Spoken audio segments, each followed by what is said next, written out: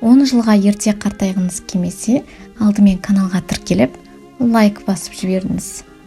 Жалпы адам болып өмірге келген соң, қуанамыз да, жылаймыз да, кейде бақытты боламыз, кейде керісінше.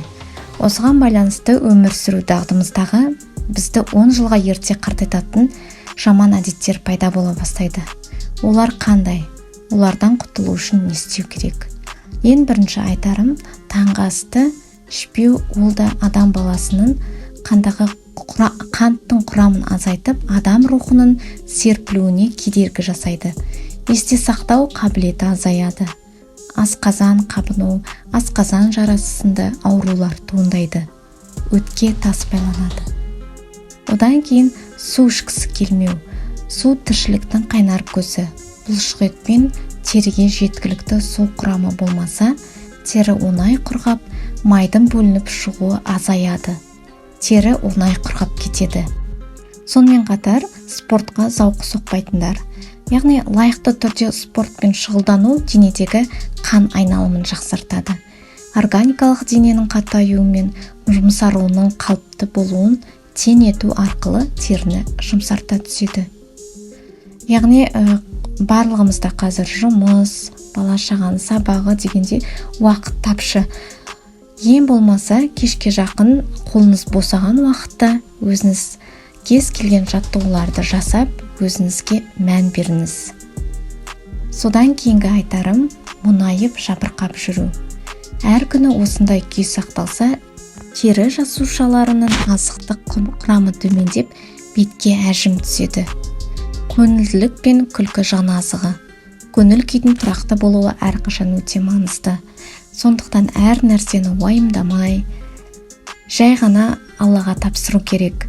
Мысалы, біз әйел адамдарымыз ғой, эмоцияға жақын келеміз, уайымшылмыз, анау не болады, мынау не болады деп өзімізді құртып аламыз. Сондықтан Аллаға тапсырып, өзімізді жеңіл сезінуіміз керек. Болатын іс болады, барлығы да жақсы болады деп жүру керек. Одан кейінгі түнімен компьютер алдында немесе телефонда отыру. Ұзақ уақыт компьютер алдында отыру әсіресе қыздарға өте қауіпті. Көз айналасының қараюы, рухани жақтан жабыраңқы болудың барлығы да ұзақ уақыт көгілдір экранға тесіліп отырудан туындайды. Сонымен қатар біз өзіміз қайда жүрсек те телефонымызды алып тастамайтын болдық қой қазір. Соны кішкене болсын тыйып, басқа нәрсеге көңілімізді аулау керекпіз. Өз-өзімізді жеңбесек, басқа ешкім бізге көмектесе алмайды. Сенің денсаулығың ол өзінен басқа ешкімге керек емес. Сондықтан түрлі нәрселерге ең бірінші өзімізден бастауымыз қажет. Тағы бір айтар кетерім, стресс. Басқаша жүйке аурулы, жүйке бұзылуы деп те айтылады. Көп шаршағандықтан және қобалжығандықтан пайда болады. Аурудың ауыр түрінен айыққан кезде де артынша келеңсіз түрде көрініс табуы мүмкін. Ендеше әр нәрсені бағалап, Аллаға шүкір деп әр күнімізді өткізе берейік. Әр нәрсеге ашулана бермейік. Тіпті әйелдер өзіміздің баламызға кейде бірдеңе білдіріп қойса, ашумен төмпештеп ұрып жататын аналар да болады ғой, енді сөзін ашыға.